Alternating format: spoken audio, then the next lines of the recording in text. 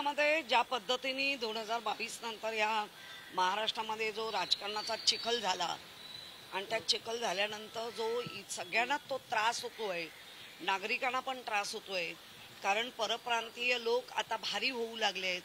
त्यांना प्रत्येकाला असं वाटायला लागलंय की आमचा बाप कोणतरी वेगळा आहे, आम्हाला सगळ्या या गुन्हेगारी क्षेत्रामध्ये मदत करणारा आमचा बाप आहे असं त्यांना वाटायला लागलेलं आहे.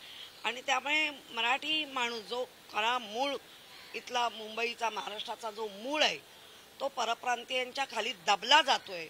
आणि तो दबला जात असताना मूळ शिवसेना उद्धव बाळासाहेब ठाकरे बाळासाहेबांची आणि बाळासाहेबांचेच पुतणे त्यांचे भाऊ असं जर मनोमिलन झालं तर महाराष्ट्राला आणि मुंबईकरांना खूपच आशादायी असं वातावरण तयार होतंय असं वाटतंय. नातेवाईकांकडनं कोणाची म्हणजे असं बोलणं झालंय का किंवा त्यांच्या? नाही, ही मला कल्पना नाही, परंतु आमच्याकडनं उद्धवजींपासून ते अगदी सगळे सकारात्मक आहेत. संजय राऊतांनी तर सांगितलं मागे वळून पाहायचंच नाहीये, कारण मागे वळून जेवढा बघाल तेवढा चिखल दिसेल आणि त्या चिखलात परत जायचं नाहीये. त्यामुळे आपण सकारात्मक राहूया, भविष्य बघूया. एक प्रश्न असाही आहे की 19 वर्षानंतर आजच इतकी उत्कटतेने या दोन्ही भावांना सोबत येण्याची गरज का वाटते? राजकीय भवितव्य की महाराष्ट्राचा विचार? नाही, दोन्ही. खोटं नाही बोलणार, ताकाला जाऊन गाडगं लपवायचं नाही. दोन्ही राजकीय भवितव्य तर आहेत, कारण उद्धव बाळासाहेब ठाकरेंचा पक्ष जमीन दोस्त झाला सांगणारे ह्याच मीडियावर आहेत. त्यामुळे जमीन दोस्त झाला नाही, जमिनीवरचे दोस्त म्हणजे शिवसैनिक हे उद्धवजींबरोबर आहेत, हे आम्ही सकारात्मक बघतो. त्यामुळे काळाची गरज ज्या पद्धतीने परप्रांतीय हावी होत आहेत, परप्रांतीयांची मुजोरी वाढत चालली आहे, ती पण एक काळाची गरज आहे. त्यामुळे दोन्ही गरज.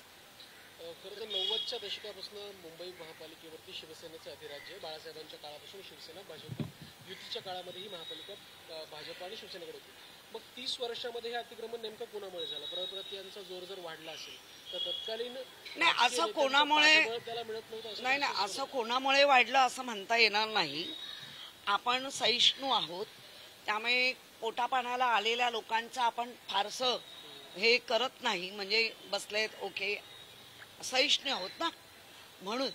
पण त्या सहिष्णूचा आता फारच दादागिरीमध्ये उतरत आहे आणि ते ह्या गेल्या 2 वर्षात 2022 नंतर प्रचंड दादागिरी वाढली आहे. अगदी शेजार जर अदर भाषिक असेल तर मराठी माणसाने घाबरून राहावं अशी चित्र आपण कल्याण, डोंबिवली, भांडूप बिंडूप सगळीकडे पाहिली. त्यामुळे ही दोघांसाठी काळाची गरज आहे, दोघांसाठी. कारण उद्धव बाळासाहेब ठाकरे बाळासाहेबांचा पक्ष कशा पद्धतीने फोडला आणि बाळासाहेबांच्या पक्षाला ज्यांनी स्वतःचा पक्ष आता म्हणून घेतायत त्यांचेच मोठे नेते गजानन कीर्तीकर आज काय सांगतायत, त्यांच्यातली एक विभाग प्रमुख परत आली ती काय सांगते, याचा अर्थ तिथे काय चाललंय आम्हाला त्याच्याशी देणं घेणं नाही.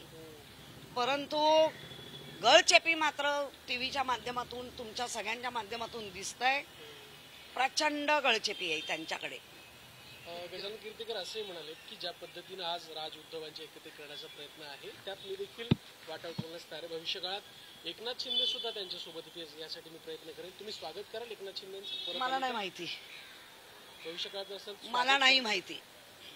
दुसरी गोष्ट पाहायला गेलं तर मनसेकडनं आपण 2 वेळा युतीसाठी मनसे बरोबर युतीसाठी आपण प्रयत्न केलेला आहे.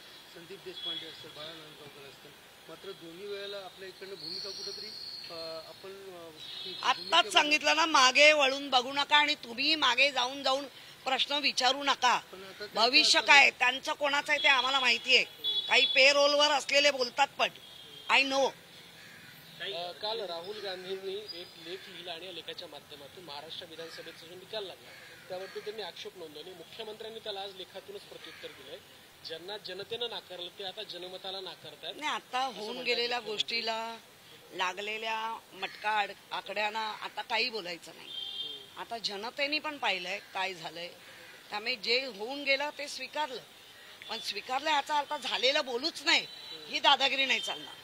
नितेश राणेचं एक वक्तव्य आहे, या पद्धतीने बघितलं तर एकनाथ शिंदे यांच्या शिवसेनेला त्यांनी जे टार्गेट केलेलं की भाजपचा एकच बाप हा मुख्यमंत्री आहे आणि त्यानंतर निलेश राणेंनी त्यांना तंबी देखील दिलेली आहे. या सगळ्या प्रकारे बरं आहे ना, जेच मित्र पक्ष म्हणून आम्ही युतीत आहोत गळे टाहो फोडून फोडून सांगतायत, त्यांना ती चपराक आहे. चांगलं आहे, आमच्यासाठी काही ते प्रॉब्लेम नाही. देवेंद्र फडणवीस असे बोलतात की हे युतीमध्ये जेवढी उतावळेपणा आज सगळीकडे दिसतात, मात्र दोन्ही भावांमध्ये त्या पद्धतीचं दिसत नाही. असं काही नसतं. ते काय तुम्हाला तो उतावळेपणा दाखवणार काय आणि दिसला तरी तुम्ही म्हणणार काय? त्यामुळे तसं काही नाहीये. योग्य वेळी योग्य निर्णय येईल. राष्ट्रवादीचे एक अमोल मिटकरी आहेत, त्यांनी असं बोललं की पांडुरंगाची इच्छा असल्यास आषाढी एकादशीपर्यंत बहीण भाऊ एकत्र येतील. काय सांगता? इकडे सगळ्याची चिन्ह चांगली आहेत.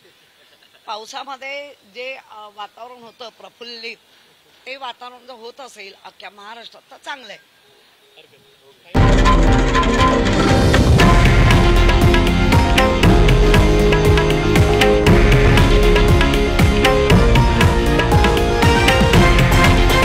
हे आहे देशातील नंबर 1 न्यूज नेटवर्क आणि आपण पाहत आहात TV9 मराठी, एकमेव.